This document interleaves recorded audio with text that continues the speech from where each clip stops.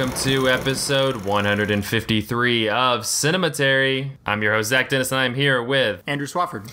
Jesse Swafford? We're married, by the way. Lydia Creech. Oh my god.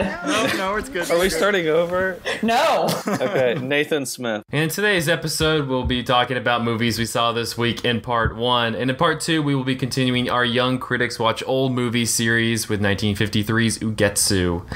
But we have a lot of movies to talk about in this first part, so let's go ahead and get started. Andrew and Jesse, I know that you have 2 movies you want to discuss. Yes, in the epic conclusion of the conversation that was opened last week by Lydia, Jesse and I both watched Babe and Babe 2, Pig in the City. Actually, just Babe : Pig in the City. There's no number in that title. Both of which have something to do with George Miller, director of Mad Max Fury Road. He wrote the first one. He directed the second one. Lydia did a pretty good summation of the first in the last episode, so I won't spend too much time on it, though I'm sure there will be a couple of references here and there.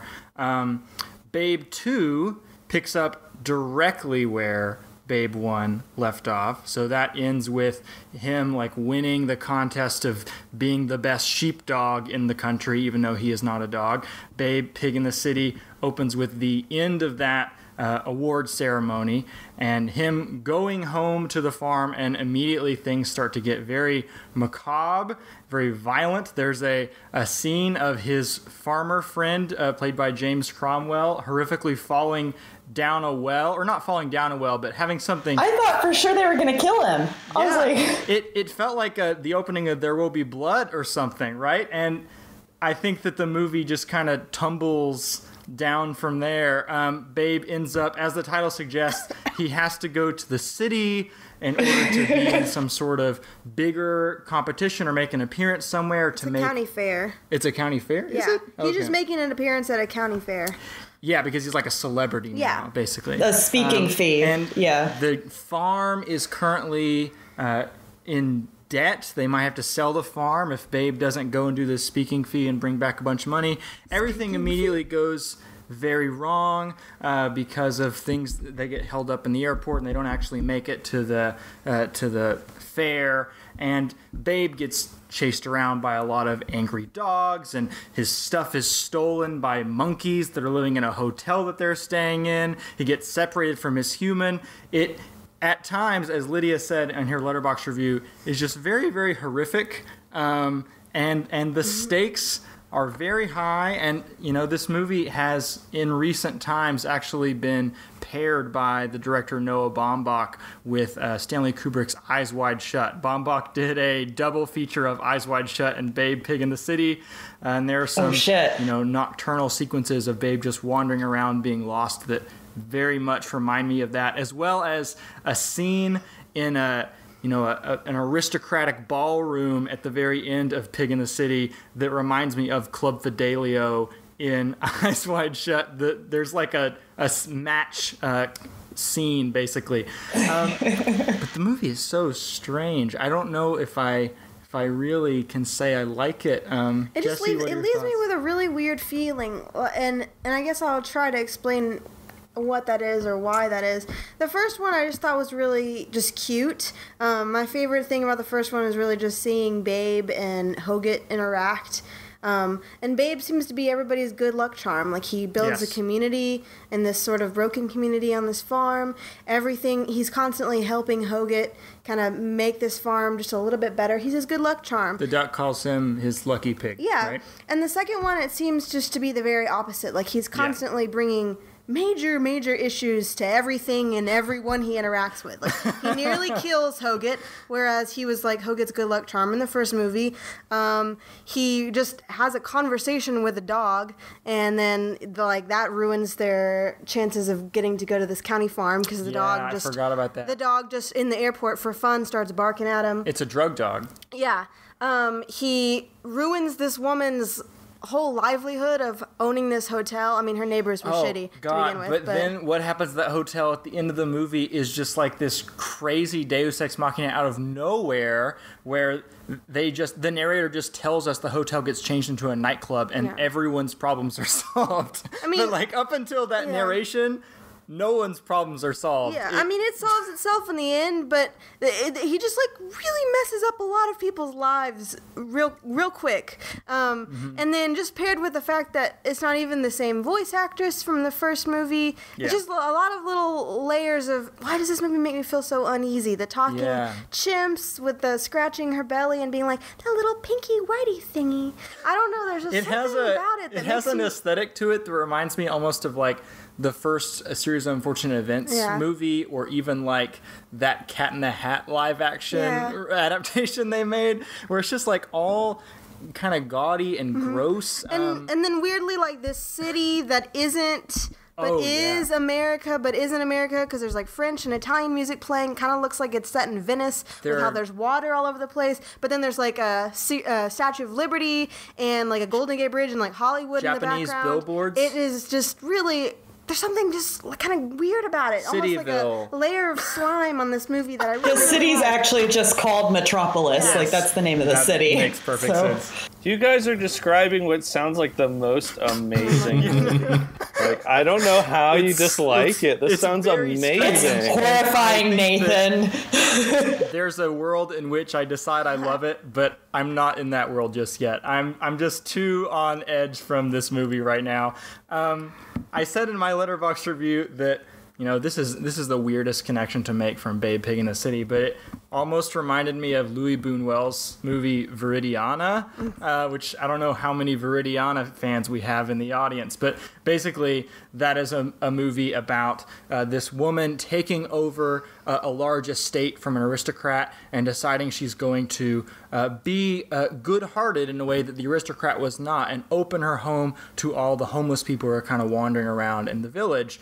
And everything just becomes very chaotic and goes to utter shit. Like, her dreams of like offering, you know, a structure and support and shelter to these people and like really helping them heal just is broken because these are people who don't know how to exist in like a structured environment, and it's just madness. And the same thing happens in Babe, Pig in the City when he is in this animal hotel and pulls in all these stray dogs and cats and stuff from the street, and it just goes nuts. He's trying to be a good person like he was in the first movie, but it just doesn't work in this context, and it's very unsettling.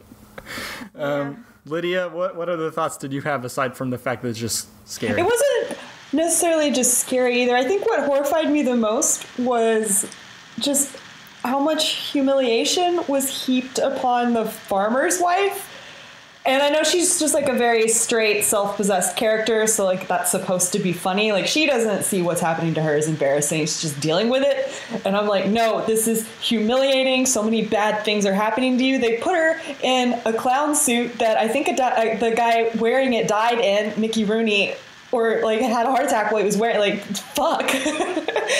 The climax is her in the clown suit, like dangling from like a bungee cord in the middle of an aristocratic ballroom, and she's just like being thrown from one end of the room to the other for like 5 straight minutes. It feels like, and it's just this like circus of grotesque humiliation, like you said, Lydia. Mm-hmm.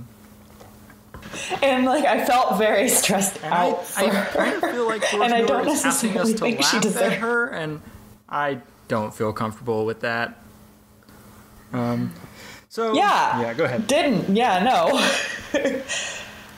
And also, so I think, I don't know, maybe I just got too much contact. I think that's we all struggle with this movie for sure. I feel like that's all I can say about it. Any other last thoughts, Jesse? I think you pretty much hit it. Okay, cool. Well, where can people watch Babe, Pig in the City, or Babe if they want to? Babe and Babe 2 are on Netflix, so if you have that service, you have free access. All right. Our next 2 movies are new releases that came out this past week. The first one is War for the Planet of the Apes, the third movie in this new trilogy of Planet of the Apes movies. The second one directed by Matt Reeves, and the third one starring Andy Serkis. This one also stars Steve Zahn and Woody Harrelson. In this one, it takes place 2 years years after the second film, where the apes are off in the wilderness, kind of trying to keep to themselves. But after the events of the second movie, the humans have kind of they've come into contact with the rest of the human army, and so the army has come and is trying to eradicate all of the apes in the area, and it starts this aforementioned war from the title between the two species. They explain very well in the opening crawl of the movie how all of the titles definitely make sense, even though they don't make sense. Third one makes sense, I suppose. Nah, the second one is much more of a war movie. But yeah, what did you all? I know that we have I think 4 people who have saw the movie. Any thoughts on War for the Planet of the Apes?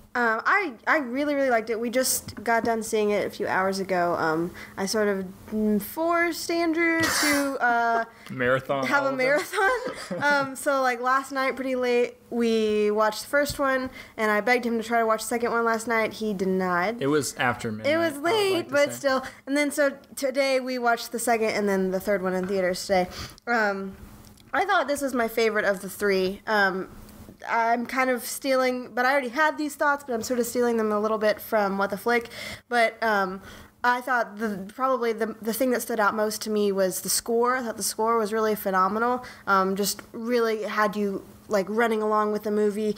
I was constantly had my like hands on my cheeks, like stressed out. Andrew kind of was laughing at me because he was seeing how stressed I was. Because I was just like, oh my god! Every time they would just walk and have like a tender moment, I'm like, somebody's gonna shoot them. But one of the things that's nice about that score is that you can actually tell what instruments are being played, as opposed to it just being this big wash of boom, right? Yeah.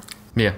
And the score is by Michael Giacchino, who's known for doing the Star Trek movies and Lost. I think he also did the most recent, the Spider-Man movie that we talked about last week. So yeah, I thought the score was really good. I thought the story, maybe it's because I'd already seen the second one, or maybe because the second one sort of stands in the same place a lot. But I felt like the storyline of this one, really took a lot of, I don't know if twist and turns is the right way to phrase it, but it was fresh. I think the whole trilogy is twists and turns. I think the story was pretty fresh. To me, I was surprised when you end up finding the group where you end up finding them. I don't know if I should say that because it's a spoiler.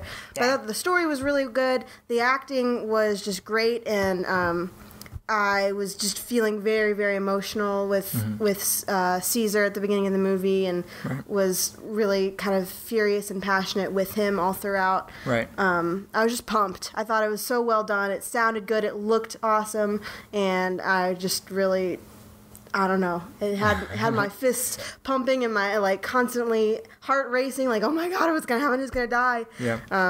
This is definitely my favorite of the 3. One of the reasons I think that Caesar, or one of the ways in which this trilogy has a lot of twists and turns, is like how much Caesar changes as a character and how much your allegiance and your feeling towards him change over the course of the film. I was actually, and this is probably a good thing, not sure how the director wanted me to see Caesar for most of this movie. In the first one, it's just kind of a slow progression of him learning how to do stuff, right? And in the second one, he is a moral center, whereas there's a lot of chaos happening around him, a lot of just destructive personalities in the room. And in this one, he is grieving a loss. I won't spoil what the loss is, but he kind of goes on a rampage of revenge in a way that is not necessarily the right thing to do. And it is mentioned many times that he is kind of taking on the personality traits of the villain from the previous movie. Koba. And I don't know if the movie ever really reconciles that. He stays that vengeful, bloodthirsty creature till the end of the movie, and I don't know how I'm meant to feel about him. That might be great. Like, this could be an awesome subversion of the typical hero's journey that we see in so many blockbusters. Zach, Nathan, what did you guys think about that? I will admit firsthand, I had to watch all 8 of the many iterations of the Planet of the Apes series for a work assignment. So by the time I got to this one, I was kind of burnt out, and I think I had maybe started to turn against this series. But the main thing for me about this new trilogy is that they're so grim and so sad. It's like I think Rise is the best one of this series, and that movie like had me kind of on the edge of crying the whole movie. But I just one of the that one's kind of goofy compared to 2 and 3, which I thought was silly at the beginning, but I warmed up to it by the end of the film. Kind of a I don't know. It's like James Franco and a monkey hanging out. Like that's real fun. That's funny stuff. And they've just gotten sadder and grimmer since. And this one has this like a lot of images that I don't really know what to do with, and I feel a little uncomfortable about, that are very evocative of images of slavery, of the Holocaust. There are some that really recall some of the most famous images from Vietnam, like the one where the officer is pointing a gun up against the head of a member of the Viet Cong. And I just don't know, because I feel like it doesn't really reach a greater end. It doesn't use those images to actually say anything, unlike the original movies from the 60s and 70s, which did pretty consistently, even if they were going for kind of a more, I don't know, low-budget sci-fi drive-in. They have a tighter allegory to them. Yeah, they're very. This feels like almost as if it wants to be about every war and every conflict there has ever been throughout history. Yeah. You have references to Paths of Glory, which is a World War I movie. You have references to Schindler's List, which is a World War II movie. You have references to Apocalypse Now and Full Metal Jacket, which are Vietnam movies.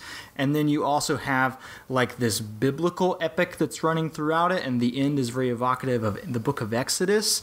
And so it just is reaching for like all the important events of world history at the same time. And I'm with you, Nathan. Like as I was leaving, I felt a little uneasy about just all the Holocaust imagery that's in the third act of this movie. And I feel like when you are taking that cultural event, you kind of have a responsibility to treat it very sensitively, right? You got to make sure you're not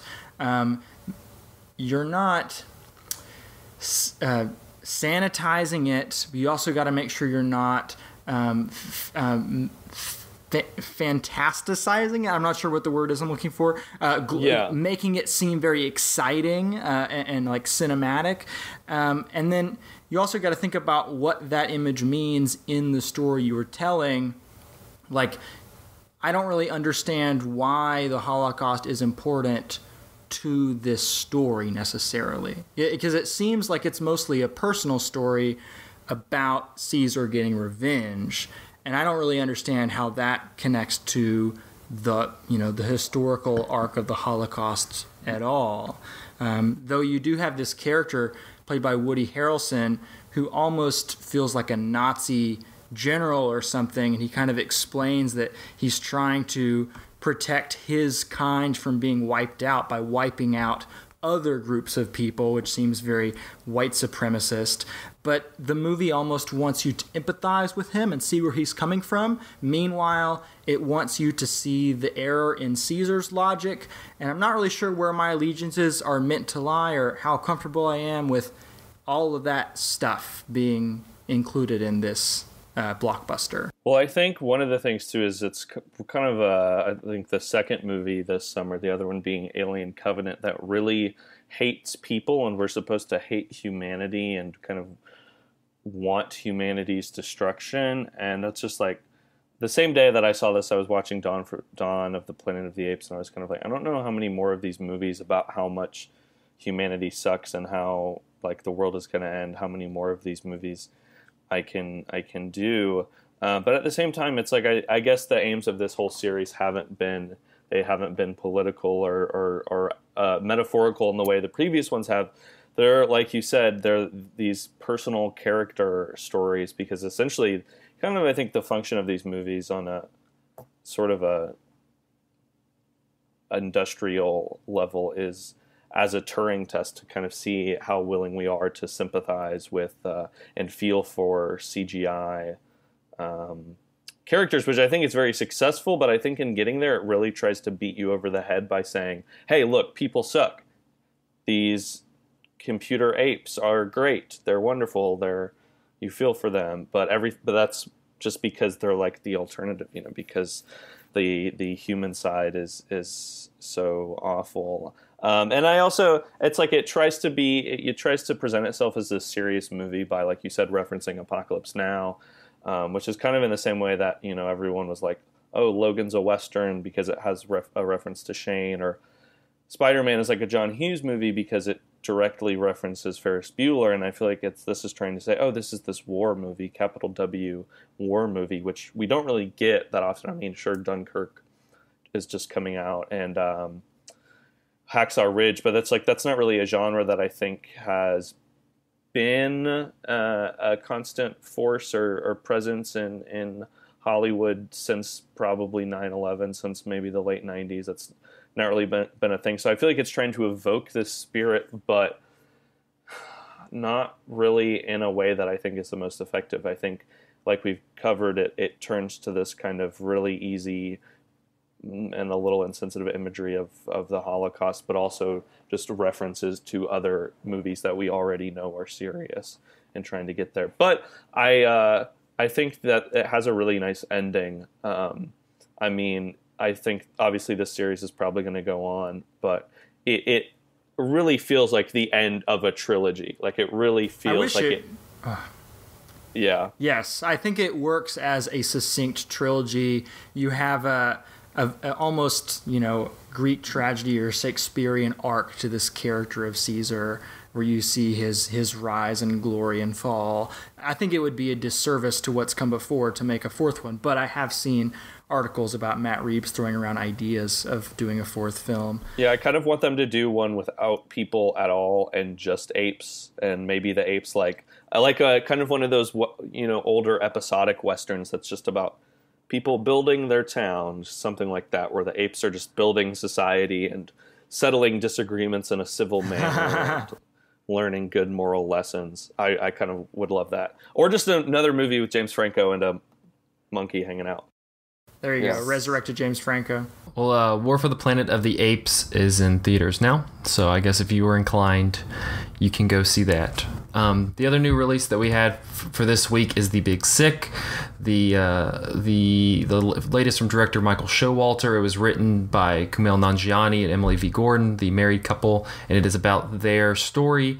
Kumail plays himself in the movie. He is a stand-up comic who, I think that the first 30 minutes or so is pretty standard rom-com. He meets the Emily character who's in the movie is played by Zoe Kazan, and they begin to have a relationship, but then later on in the movie you kind of learn about the circumstances on his side of the family. He's Pakistani and grew up Muslim, and his parents are trying to set up an arranged marriage for him to kind of to get him on that path, and then of course as it does when you're in a relationship, your partner goes into a coma, a medically induced coma for a while, and causes you to deal with that. But the Emily character, she gets sick and goes into a coma, and that's kind of leads to Kumail having to meet her parents, who are played by Holly Hunter and Ray Romano.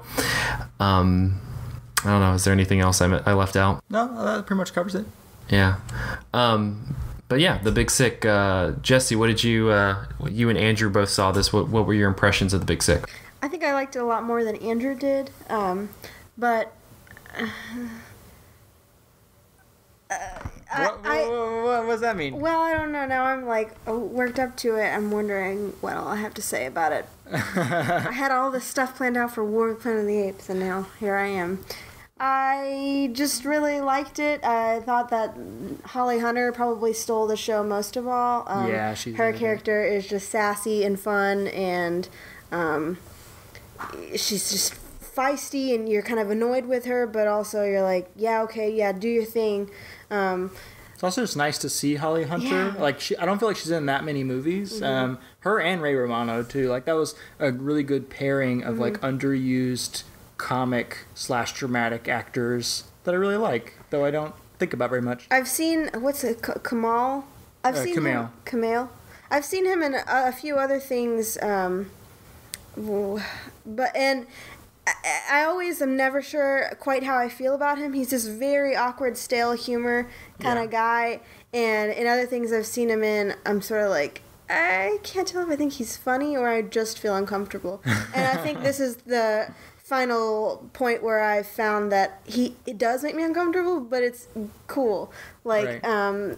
I don't know. So to me, I think of all the other things I've seen him in, he worked best in this movie, probably because it was so personal to him. Yeah. And he's playing himself, of course. Yeah. So it felt like it worked best. Andrew, go ahead.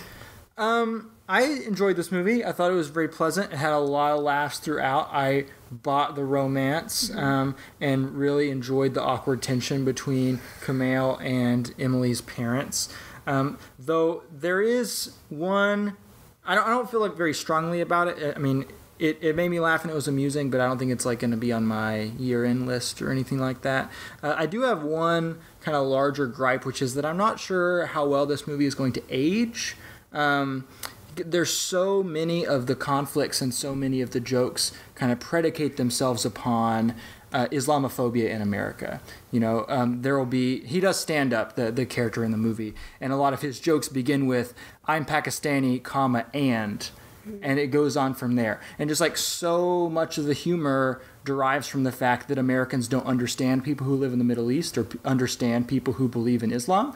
And I think that as we as a culture like get over that like ignorance, this movie might feel like a bitter artifact, a bittersweet artifact of a time when we were just really ignorant of this culture. I think that the fact still remains that we're in that era now, and I think it's important for those stories to be told and for us to like ease up a little bit. Like there's so many points in the movie where someone's like, you're from the Middle East, you're like the people who kill us, and he's like, no, like you don't understand at all. So let me just like really nicely tell you that stop being an asshole. And there are some good laughs to be gleaned there, and some truths to be conveyed to an audience that, you know, this is a going very wide. It's going to be a mainstream movie. A lot of the people sitting in front of this screen are going to kind of have a bit of culture shock in a good way. Yeah. But I think that in the future that might not be there. I think that that's irrelevant, though. I just think like this is a story that needs to be told, and I'm glad that it's out here now so people can loosen up a little bit, and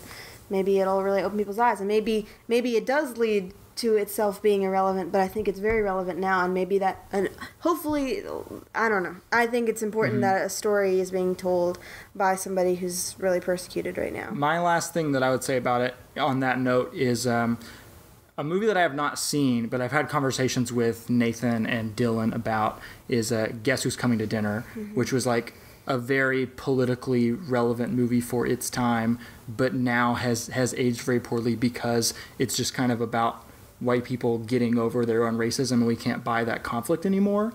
And I don't think that this movie is much more centered on Kumail than it is about the people around him who don't understand his culture. So it has that going for it, but I do still think so much of the humor comes from that place that I'm not sure how it'll age. Zach, any comments you want to chime in on this? I mean, I don't think we'll have to worry about. It'll be at least 50 years before we get over Islamophobia, so I think we'll be okay for a while. But yeah, I really enjoyed The Big Sick. Like I said, the first 30 minutes or so is very prototypical rom-com. I think it succeeds because its two leads, Kumail Nanjiani and Zoe Kazan, do a very great job at being charming and kind of setting a groundwork for their relationship. And so whenever she goes to the coma and you have to, and you are, you know, it's more about Kumail and his relationship with the Holly Hunter and Ray Romano character. I think that's interesting, but I really think that the concept that kind of set this apart as something a little bit better than the cut and dry, very typical rom-com is that it gives a lot of time. It's about 2 hours long, so I feel like a normal rom-com would be about an hour and a half, and it gives about 30 minutes of that extra time to focusing on Kumail and his family and kind of what it means to be Pakistani, not just in America but just in general. and this concept of what family means to them and their culture and their religion, because it's something that's very sacred. I think that the scene late in the film where his parents confront him kind of about his relationship with Emily and what he's doing with his life, and the back and forth between them is very charged and very I think it has a lot of weight and emotional weight to it, because it's something that I don't think we necessarily deal with both in America or especially in a prototypically Christian America, where if you, I mean, the closest example you can think of is something like in the 50s and 60s, if you were white and you were dating somebody who was black, you would maybe have very similar dealings with your family, but for the most part, that's something that we don't really deal with as much today. And I think that a lot of that it explored a lot of aspects of Pakistani culture that I think I knew about, but it was much more interesting to see somebody kind of dive into that and explain it. I mean, there's literally like a plot. There's like a point. There's a point in the movie where he's doing this. He's doing this one-man show where it's literally he's just teaching people about Pakistan and Pakistani culture. That was kind of the point in the movie where I was feeling my gripe the strongest, because it very much does feel like an explanatory infomercial on Pakistani culture for a white audience. I think it's okay though. But I mean, it's great. I'm glad we have that. But we're talking about movies that maybe will endure for a longer time, and I don't know if this will necessarily hold up as much. But I had a good time watching it. It is funny. You should go see it. And it's a personal story made written by Kumail and his wife, and I'm happy to support them as well. So yeah. All right. Well, The Big Sick is in theaters now. We have about five-ish minutes left. Nathan, I know you had one that you wanted to talk about. Yeah. So today, actually, I'm going to back up for a second. So over the past couple of months, I don't think I've talked about any of his movies on the podcast, but I've been doing a little bit of a personal project where I've been trying to go through as much of the filmography of the American director Joseph von Sternberg as I can. Really, my first big memorable engagement with his movies was last May. I don't know why I said September, but last May. I was in New York, and the Metrograph Theater was doing a Marlene Dietrich retrospective, and as you may know, Joseph von Sternberg and Marlene Dietrich were a real-life husband and wife. So I saw The Scarlet Empress there, and that kind of blew my brain open a little bit, so I decided to dive into Joseph von Sternberg's other filmography and his other movies. And so today I watched my 10th Sternberg film this year, 1953's Anadahan, which was the last film that Sternberg completed in his life. It was filmed in Japan with Japanese actors speaking Japanese and a Japanese crew, though Sternberg wrote, directed, and photographed the film himself. He was unhappy with the movie and tried to tinker with it for several years, but eventually gave up on it and taught film at UCLA for the rest of his life. And it didn't do very well in the U.S. at all when it opened. This is a very interesting movie because, like I said, it's all in Japanese. There is an American narrator speaking in kind of one of those 40s, 50s kind of really newsreel-like voices. Think the opening newsreel in the news on the march in Citizen Kane. That kind of voice, which at first was a little grating, but as it went on, I almost felt like it was sort of like a lot of the voiceovers in kind of hard-boiled detective noirs, which is always a quality I like, as well as the ancient Japanese kind of tradition of narration for stories with and binshi narration, which is kind of the practice of narrating silent films, because essentially this film is narrated. There are no subtitles. So in some sense, it's kind of a silent movie unless you know Japanese. Then I'm sure it's, you have two languages speaking at once, and it's kind of weird probably. But a lot of the movie doesn't have narration, and you just kind of get emotional beats through the performance and through the tone of voice, even if you don't understand the actual words. And so the movie opens with a title card that says a postscript to the Pacific War, and it's really about World War II and the Pacific Front from the Japanese perspective. It follows a group of Japanese sailors who are drafted into the military, into the Navy. They wreck on an island after being attacked, and find there the former owner of a plantation and a woman who has been living there with him. And at first, the soldiers are really hopeful. They're like, oh, we're going to be found. Japan's going to find us. They're going to send ships for us. Or they're of the belief that the Americans will attack, so they're constantly preparing for a battle that eventually never comes. But as time goes on, years start to go by. It all descends into chaos and disarray, and they all start becoming alcoholics, basically, and they all try to start wooing the woman Keiko after her air quotes husband dies. She kind of becomes the most powerful person on the island, and they're all trying to take that power from her, or to use her, or to get with her sexually. But it also, at the same time, it's very interesting because Sternberg is known for these very kind of romantic, lusty, sultry, dreamy movies. This has a lot of documentary touches in it. About halfway through the movie, the war actually ends, and there's real footage of Japanese soldiers returning home after the war and seeing their families for the first time, and they all kind of have this shell-shocked look in their eyes and are really overcome by emotion. And that's just halfway through the movie. The rest of the movie is really gut-wrenching because, spoiler, the soldiers find out that the war ends, but they're convinced that it's not real and that it's just an enemy tactic to overtake them. So they live on the island for 7 more years after the war ends until they're finally picked up by a Japanese ship.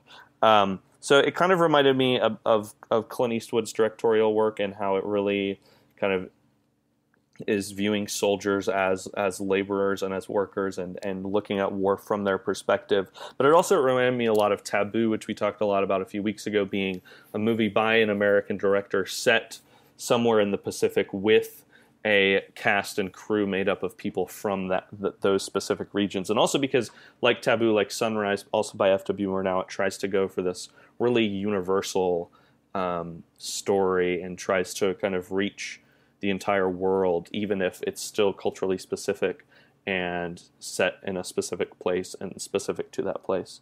Ananahan, there's a newly remastered DVD and Blu-ray out on Kino Lorber. That's the version I watched. It's great. I got it from the local library, so do that. Before we wrap up on part 1, can I recommend people go look at 2 things on the internet, Zach? No, we don't have enough time. Okay, That's fine. The first thing you should go look at on the internet is on cinemateria.com. You can find my text review of The Little Hours, which I think is also correctly pronounced as The Little Whores, which is a great medieval comedy that is just like out of left field, out in theaters right now. The other thing that you should watch on the internet is the trailer for Guillermo del Toro's The Shape of Water, which looks amazing. It looks amazing. Are you getting paid for that? I would gladly get paid to promote The Shape of Water. I think you need to disclose your employer. Guillermo del Toro is not currently paying me, but I would not be opposed to let the record show. All right. We're going to take a short break. We'll be back talking Ugetsu in part 2, so stick around. Hello, Cinematary listeners. This is Zach Dennis with an important message because I have not talked to you enough during this episode. Cinematary would like you to know that we do not want your money. We're not clamoring for your dollars. At this time, we just want to enjoy each other's company and talk about the movies and feel our, distribute our thoughts to the world and become podcasting moguls. Simple stuff. No money involved. However, there are a few things that you could do to help out the show. We would really appreciate it. The first thing is review us on iTunes. I know literally every podcast asks you this. They're like, please review us on iTunes. But it's like important because, I don't know, iTunes, this is just what they do. This is how the Apple lords constrict us and keep us in their system. That's just what happens. So we need a nice little review. Just take like 2 minutes one day, be like, this is podcast review time. Put us on the list. Secondly, you can tweet us. We're at Cinematary on Twitter. Or better yet, send us an email. We're cinematary@yahoo.com so we can hear from you. If you're just like Zach, you have terrible taste. Why do you keep talking about these superhero movies? You keep talking about these Japanese movies where all they do is drink sake and smoke cigarettes and talk about how life's awful. And I'll be like, yeah, but you're wrong. And you'll be like, yeah, but I'm just emailing you. And it'll be a whole thing. It'll be a nice discourse. Think about it. And finally, please tell your friends and family, they should know as well. I'm sure they like movies. I'm sure they like podcasts. We don't know. To recap, review on iTunes Review Day. Do that. Secondly, send your thoughts, Twitter, email, one of those. Do it. Third, share with your friends and family. We would love it. Do it. Please. Thank you. Now, let's get back to the show.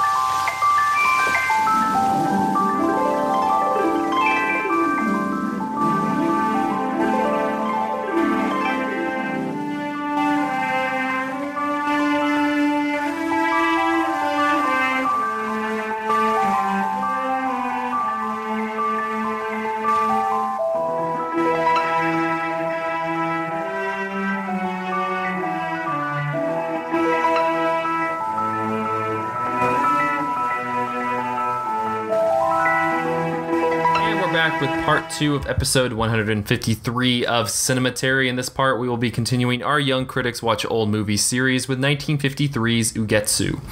It is directed by Kenji Mizoguchi, from a script by Matsutaro Kawaguchi and Yoshikata Yoda, which is my favorite name already. The best. Drawing its plot particularly from the tales The House in the Thicket and The Lust of the White Serpent. The film is set in Azuchi Momoyama period Japan. It is about a peasant farmer and potter who leaves his wife and young son during the Civil War and is seduced by a spirit that threatens his life. A subplot in the film also involves his friend who dreams of becoming a great samurai and achieves this at the unintended expense of his wife. After the success of his previous film, The Life of Oharu, Mizoguchi was offered to make a film by his old friend Masashi Nagata at his film studio. The deal promised Mizoguchi complete artistic control and a large budget. Despite this, Mizoguchi was eventually pressured to make a less pessimistic ending for the film. His screenwriter and longtime collaborator Yoshikata Yoda said that originally Mizoguchi did not envision making an anti-war film, instead wishing to capture the sensations and lucidity of the book Ugetsu Monogatari. Yeah.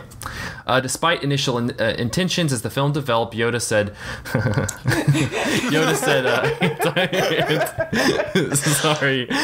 anti-war messages, particularly how war makes women suffer, kept surfacing and soon became the most prominent theme. While writing the script, Mizoguchi told Yoda whether war originates in the ruler's personal motives or in some personal concern, how violence disguised as war oppresses and torments the populace both physically and spiritually. I want to emphasize this as the main theme of the film. During the shooting, Yoda was constantly rewriting and revising scenes due to Mizoguchi's perfectionism.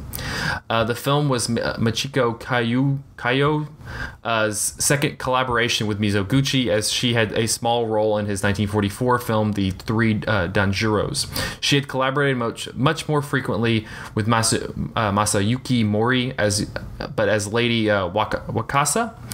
Kyo's costume was modeled after fashion before the Edo period, and her face was designed to appear similar to a mask common in No theater. Mizoguchi told his cinematographer Kazu Miyagawa that he wanted the film to, quote, unroll seamlessly like a scroll painting. Mizoguchi never personally handled the camera and did not participate in planning the lighting of his film.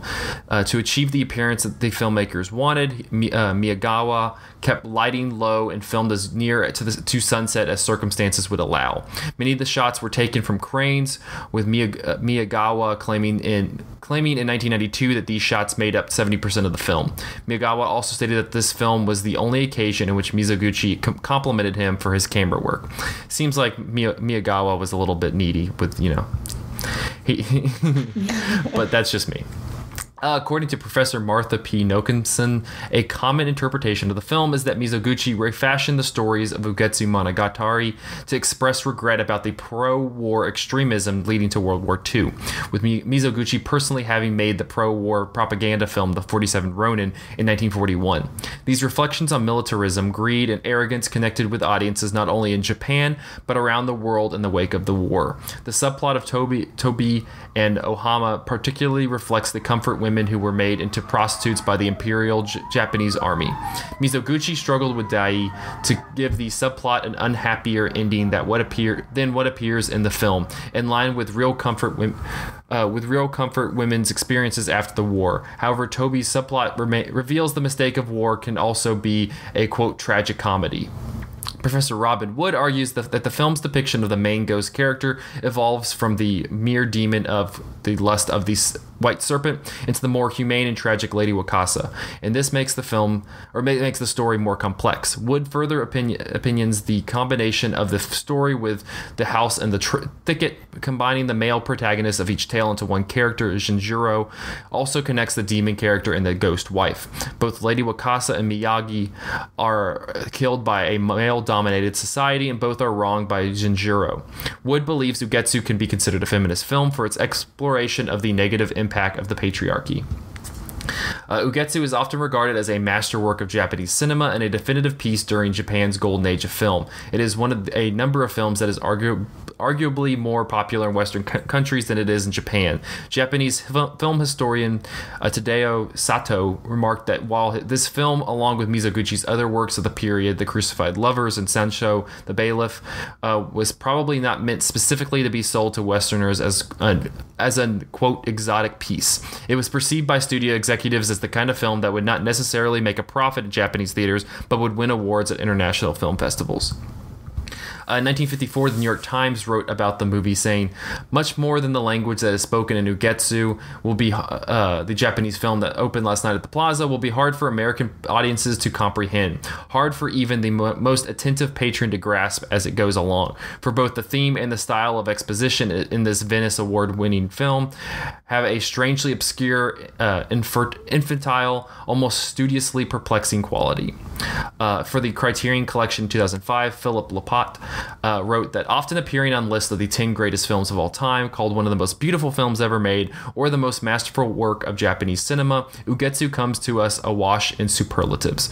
No less acclaimed has been its maker, Kenji Mizoguchi. Quote, like Bach, Titian, and Shakespeare, he is the greatest in his art, enthused the film critic Jean Duquette. Not far behind was Jean-Luc Godard, who declared him, quote, the greatest of Japanese filmmakers, or quite simply one of the greatest of filmmakers. And the New York Times critic Vincent Canby, who told him as, quote, one of the greatest directors of the sound era. In other words, Mizoguchi belongs in the same exalted company as Jean Renoir, Orson Welles, Carl Dreyer, Alfred Hitchcock, Sergei Eisenstein, Robert Bresson, and Akira Kurosawa, who looked up to the older man as his master. This near unanimous reverence of for both Ugetsu and Mizoguchi among world filmmakers and critics may be puzzling to the American movie-going public, for whom both names remain relatively unfamiliar. In order to understand what the fuss is about, we may need to take a step back from these superlatives, or at least put them in context. Roger Ebert wrote about the film, saying, "The period detail is accurate and rich. The city marketplace, the headquarters of the samurai, Tobi's visit to a shop to buy armor and a spear, Jinjuro's haste when he asks another merchant to watch his prized pots, for he must hurry after Lady Wakasa. All of these create a feudal world in which life is hard and escape comes through the silly dreams of men." Women are more cautious, and there is a blunt realism in the sequence where Miyagi, left behind, tries to protect and feed their son as armies loot and rape the countryside. At the end of Ugetsu, aware we have seen a fable, we also feel curiously as if we have witnessed true lives and fates. All right, so I think the first question I had about Ugetsu was one of the points I made about kind of this as in kind of its place in history. I mentioned that, Mizoguchi didn't necessarily want it to be an anti-war film at first, but it kind of fell into that, and then the one Professor Martha Nelkinson talked about it as this pro-war extremism, him expressing his regret about the pro-war extremism leading to World War II. How did you guys view this movie in terms of its kind of historical value, coming out in 1953, not less when the actual time period of the movie is taking place? Well, one thought that I had was comparing this movie to the work of a Japanese director that came out about 10 years after, which is Kaneto Shindo. His movies Kuroniko and Onibaba, I feel like, are very in the vein of Ugetsu, in the way that they're coming out in the post-war era in Japan, but they're set in the ancient Edo period, and they're dealing with the same kind of post-war climate of Japan in the contemporary time period, but they're kind of showing it through these metaphorical past fables where we're seeing the ravages of war lead villages into desperation, but it's a different war. They're different villages, and it doesn't make it as pointedly political because they don't have any like contemporary countries to point to, but it's kind of expressing that emotional state of Japanese culture at the time. I think one of the things you mentioned, Zach, from the 2005 essay that the Criterion put out, it was kind of satisfying some demand that Western audiences had for like this exotic Japanese past and like really diving into the period details. And that to me is really uncomfortable, but I guess if it comes out in 53, and Japan's been a pretty traditionally closed off country, right up until the post-war, basically. Yeah. I don't know. Yeah, I mean, it's not like, and to that point, it's kind of like people had this one idea of Japan. One, they don't really know much about it, and two, it's post-war. They have this much more negative idea. So I think that this was maybe they were clamoring for a more idealistic. Yeah, I guess exotic would be a good term, because they were looking for something that was much what they were envisioning rather than what they were actually seeing.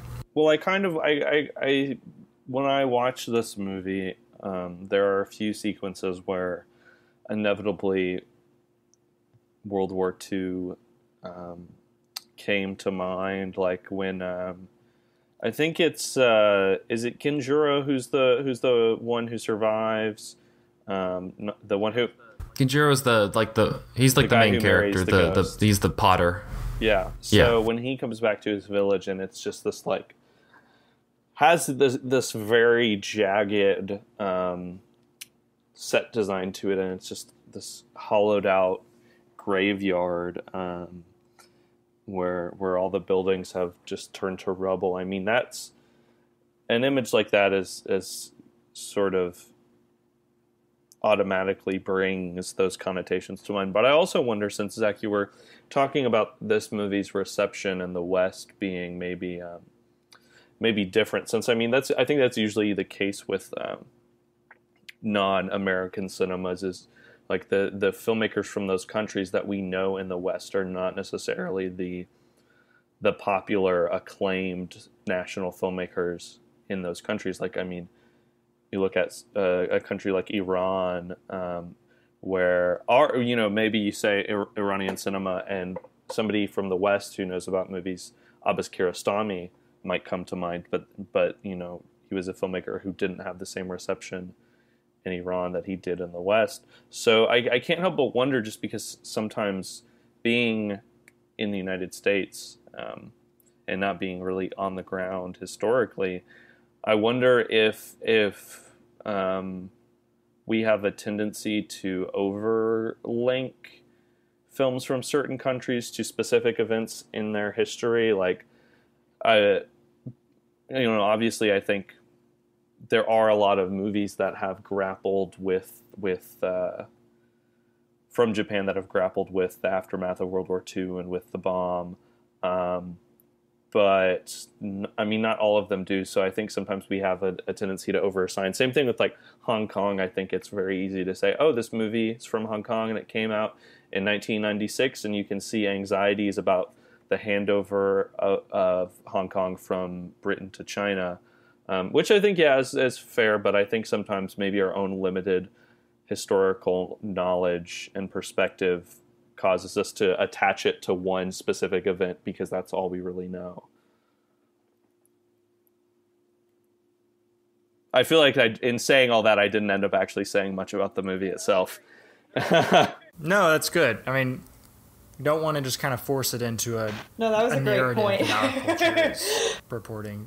Because it's also based on Japanese literary source, like the stories, and those wouldn't be. And I mean, it's this. Can I ask about the? Oh, sorry. It's the same thing, kind of like. Sorry, we're all just talking over each other. But it's like during our Wong Kar-wai series when we were talking about Ashes of Time, and I think we all struggled with that movie just because it is coming from this specific Chinese literary tradition. And I think in the same way, this is probably coming from a literary tradition that I'm assuming none of us have read, did any background reading. Oh, okay. Yeah, so I think that's a good point, saying that like it's also connected to this other thing, even if it came out at a certain time.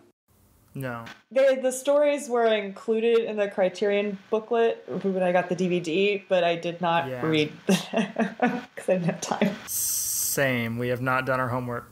Yeah. I think it was nice, the quote that you gave in the info sheet, Zach, Mizoguchi saying that he wanted it to be kind of like a scroll that unfurls itself to the audience. I was thinking a lot about the structure of this movie and being a little perplexed by it, just because it really does feel like a collection of short stories in a way. I mean, I know we're telling one narrative about these two couples that come from the same village and the way that their lives intersect, but the way that Mizoguchi is cutting back and forth between them, it's almost like you forget the other neighbor's story exists while you're watching this one, and you'll get like 15 or 20 minutes with one of the men, and then all of a sudden you're snapped into a completely different reality, because once those paths diverge, they don't really come back together again until the very, very end, and it makes for a strange experience. What did you guys, how did you guys feel about that? What was your headspace while you were watching the movie?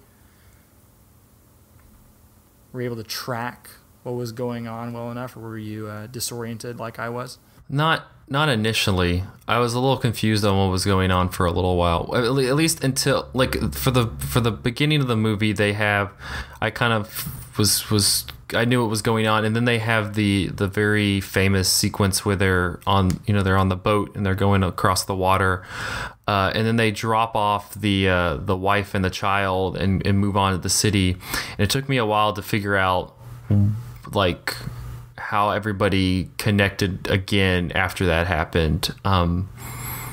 It was that was just kind of a strange, and so later on when it kind of clears up all what's happening, it made more sense. But it kind of goes from this scene where they're running from their home because this army is coming through and pillaging and taking over their village or whatever, and then they escape to the town, and I don't know, it seems to kind of like switch what it's doing very quickly, and it's a little bit disorienting. And as it's cycling through those characters, we go from the Potter character to the wannabe samurai, and then for a little while to the wannabe samurai's wife, and we get this really brutal rape sequence.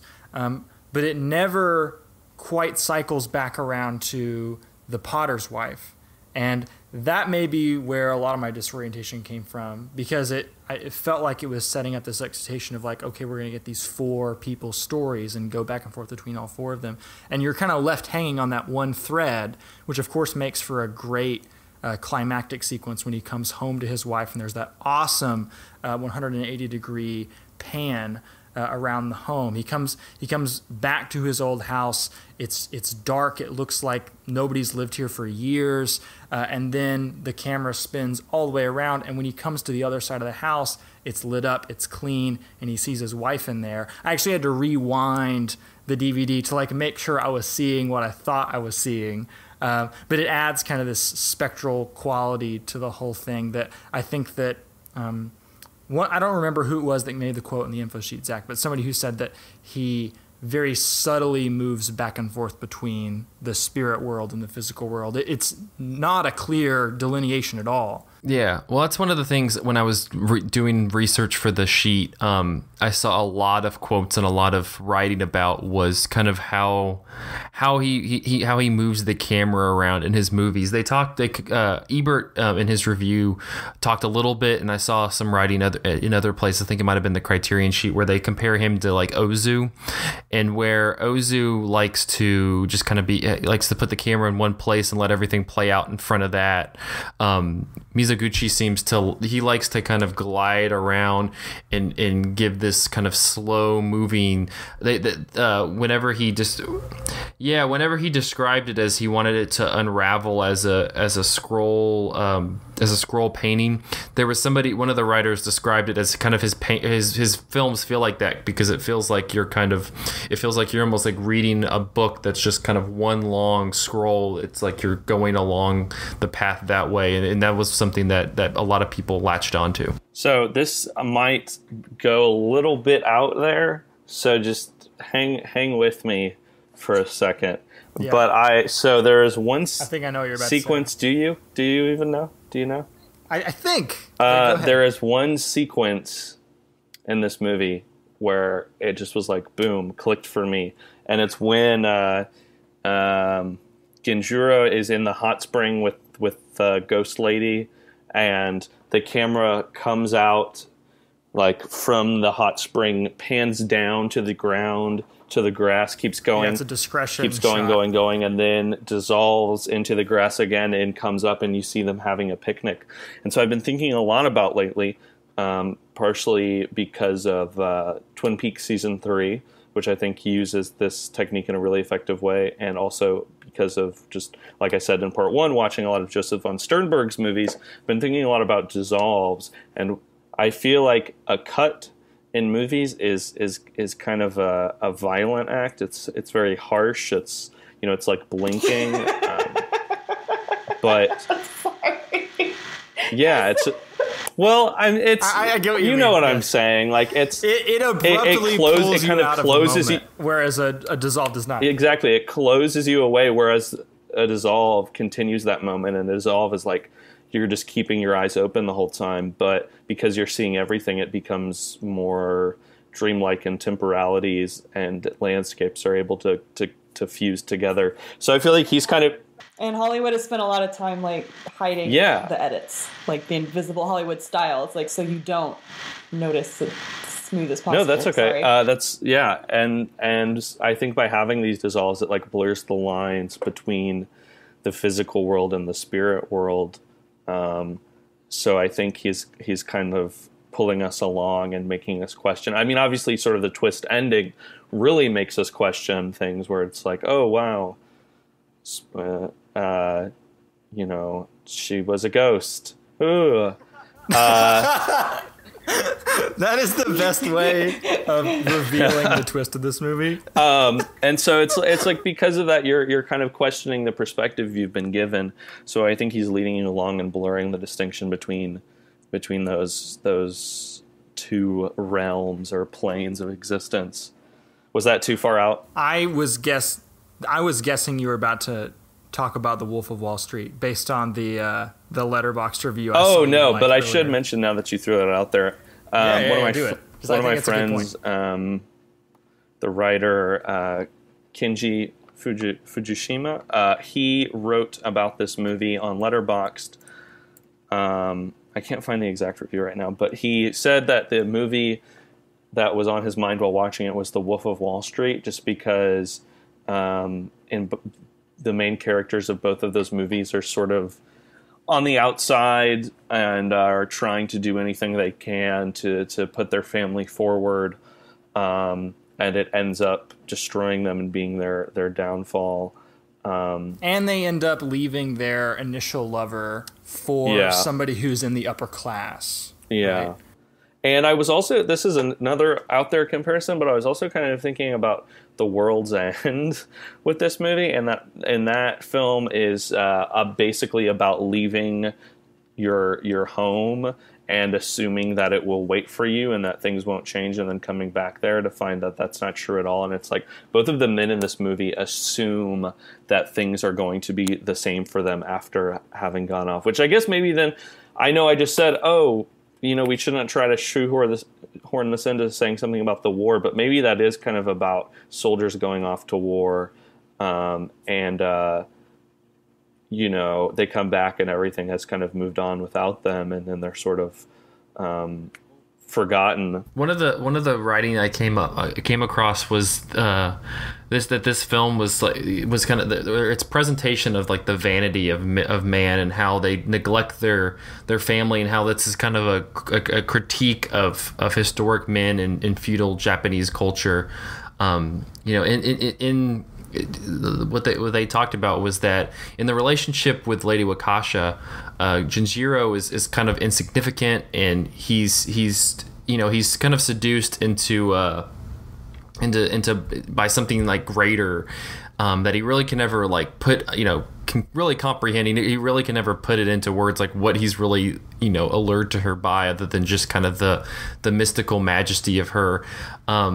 But by doing that, he neglects his family, and he fails to kind of appreciate the good, the blessing of good life that he had in the first place, and in the process loses that. And I think that kind of, it doesn't do it as much with the other character, but I think that it kind of has that critique of vanity that I thought was kind of interesting as well. I feel like the samurai character is very much a buffoon that is presented to us as a critique of vanity more so than the potter. I mean, it was just so funny to see the scene where he's finally a samurai, and he's sitting down with, I think, food or sake or something with all these people who are admiring him, and they're asking him like, how do I be a samurai? And he goes on this long explanation of like all the disciplines that you have to learn to be a samurai, but he really just like stole some armor and stole a head that had already been cut off a guy,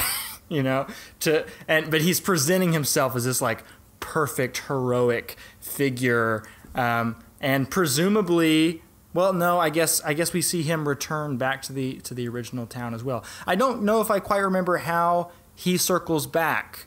What was the reason why he kind of falls off his pedestal? He runs and he's having his big shindig with all of his new army buddies and all that stuff, and they go to the geisha house, and one of the geishas is his wife, and so he's just like, oh my gosh, my wife, she's a prostitute now. What was I doing? I was almost reminded a little bit while watching this movie of Charles Dickens. Just because I feel like there's the one that came to my mind most was Great Expectations, just because I felt like the ghost lady of the manor was almost like Miss Havisham from that novel in a way, who's luring this commoner to the upper echelons, and it sort of leads him astray. But also, we talked about this before we started recording, and I wanted to bring it up. But do you guys think that Jerry Zucker's 1990 Academy Award nominated supernatural romance film Ghost with Patrick Swayze and Whoopi Goldberg is somehow an adaptation of this movie, just because you have the ghost, you have the love, the horniness, you have pottery and ghost pottery. Do you think that Jerry Zucker of Airplane and Top Secret and Rat Race fame is a Mitsuguchi stan? Do you guys think that? What are you guys? I'm putting that point aside. What are your guys' feelings about Misoguchi in terms of like the broad canon of big filmmakers we've talked about? I mean, you read in the info sheet, Zach, people kind of thinking of him as like the Shakespeare or the Bach of his craft. How do you think about him, especially like maybe in comparison to other Japanese filmmakers like Ozu or Kurosawa or Shindo? I think I would need to see more of his stuff. I definitely kind of there was parts of his style that were interesting and attractive, but I don't know, I was still kind of fumbling through following the story for the most part, that I couldn't really. I would like to watch it again so that I can kind of zero in on some of the stuff that he was just doing cinematically. I think I also agree with Zach in that I need to see way more, because he's was such a prolific filmmaker.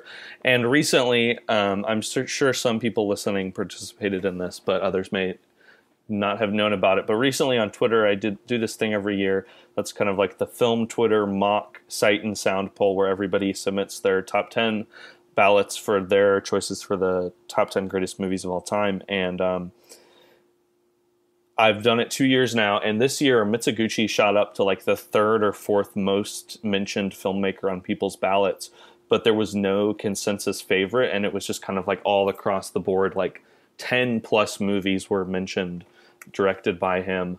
And I think it's kind of like if there's going to be any comparison to Ozu or the other prolific Japanese filmmakers, it's that for me, it's hard to get a clear grasp of Mitsuguchi or Ozu's filmographies just from one movie. They're just so deep and extensive that I think you probably have to dig through them all. Yeah.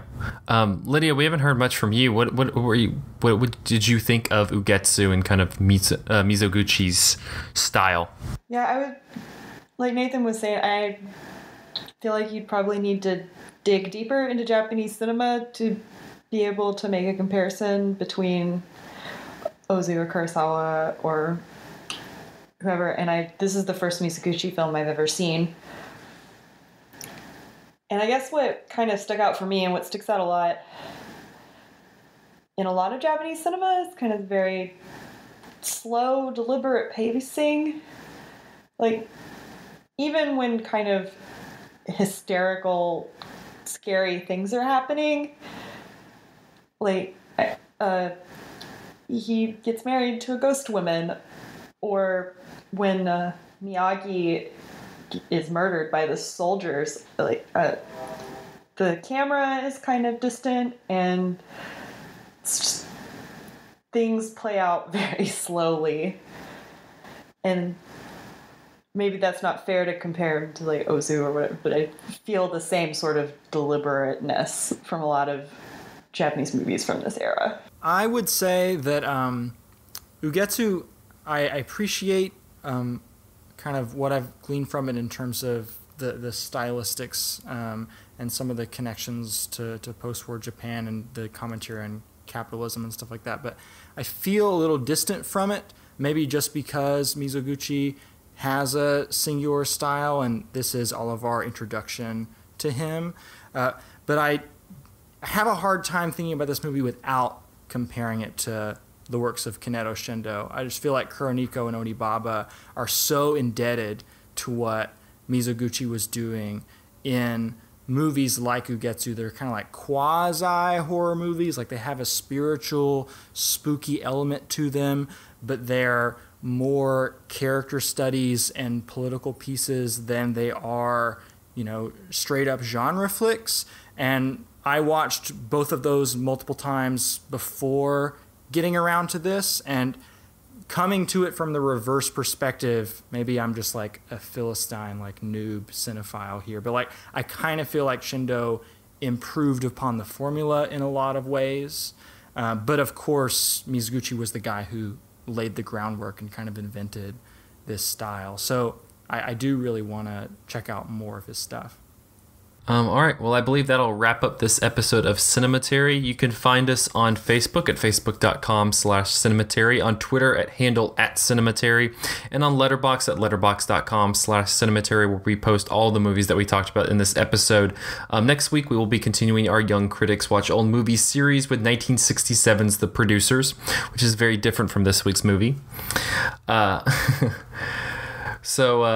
Yeah, I think I'm personally, I'm very excited to get to watch that one and sing along. We're just this is just a long con. There's a few payola scheme to get you to see Dunkirk. We're on Chris Nolan's payroll, so we're only doing things related to World War II. Yeah, exactly. We're on Chris Nolan's payroll. Andrew's getting paid by Guillermo del Toro. It's just the whole, we're making bank here at Cinematary.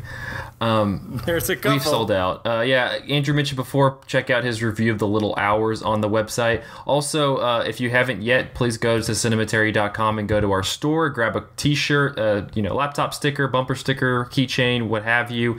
I got my t-shirt last week and it's super comfortable and nice, so you should definitely check it out. They are very cozy. I recommend wearing they're those. really nice t-shirts. Also, I would like to say before we go, Valerian and the City of a Thousand Planets in theaters Friday, July 21st. Luc Besson, we need our money. All right, guys. Thanks for listening. We'll see you next week.